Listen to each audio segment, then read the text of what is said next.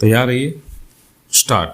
अध्यक्ष महोदय, मैं कल कह रहा था कि वित्त मंत्री जी ने जिस संदर्भ में यह बजट प्रस्तुत किया है और जिन परिस्थितियों की पृष्ठभूमि में वित्त मंत्री का भार संभाला है, उस दृष्टिकोण से यदि इस बजट को देखें तो हम इस परिणाम पर पहुंचेंगे कि वित्त मंत्री जी ने निश्चित तौर पर ऐसा काम किया है जिसके लिए वे धन्यवाद के पात्र हैं। उन्होंने देश की अर्थव्यवस्था को सुधारने के भार को लेकर उसमें सफलता प्राप्त करके देश की बिगड़ती हुई आर्थिक दशा को सुधारा। पिछले वर्ष देश का उत्पादन बढ़ा है, उद्योगों में सुधार हुआ है, कीमतों में सुधार आया है, हमारा आयात कम हुआ है और निर्यात बढ़ा है। इस तरह से देश में एक नई आशा और विश्वास पैदा हुआ है।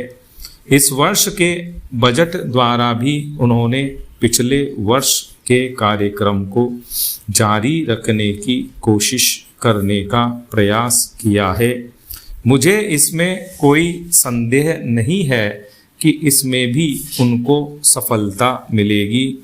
उन्होंने देश के आयात निर्यात के बारे में जो कदम उठाए हैं उनसे निश्चय ही हमारे विदेशी व्यापार का संतुलन सुधरेगा। यह निश्चय के साथ कहा जा सकता है। मैं वित्त मंत्री के लक्ष्यों व कर नीति का आम तौर पर स्वागत करता हूँ। यद्यपि मैं मानता हूँ कि इस कर व्यवस्था के द्वारा मध्य वर्ग पर बोझा पड़ेगा, परंतु इस देश में हमें पंचवर्षीय योजनाओं को जारी रखना है। इसलिए उस संदर्भ में हमें आर्थिक साधन जुटाने पड़ेंगे और ऐसी दशा में जो लोग इस देश में ऐसी स्थिति में हैं जो कष्ट उठाकर के भी कुछ दे सकते हैं, उनको देश के लिए देना ही पड़ेगा। पैरा।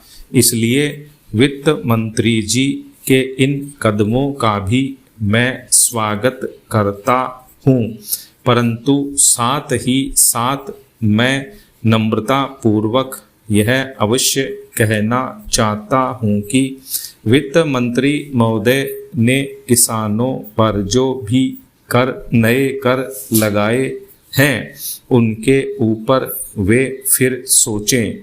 मेरी मान्यता के अनुसार वित्त मंत्री द्वारा खाद पर जो कर लगाया गया है, जो शुल्क लगाया गया है, वह एक ऐसा कार्य है जिससे इस देश का विकास रुकने वाला है। उन्होंने अपने बजट भाषण की भूमिका में कृषि संबंधी कच्चे माल के उत्पादन के लिए पूंजी लगाने की आवश्यकता पर जोर दिया है। उनकी स्वयं की यह मान्यता है कि कृषि का उत्पादन बढ़ाना बहुत आवश्यक है। स्टॉप।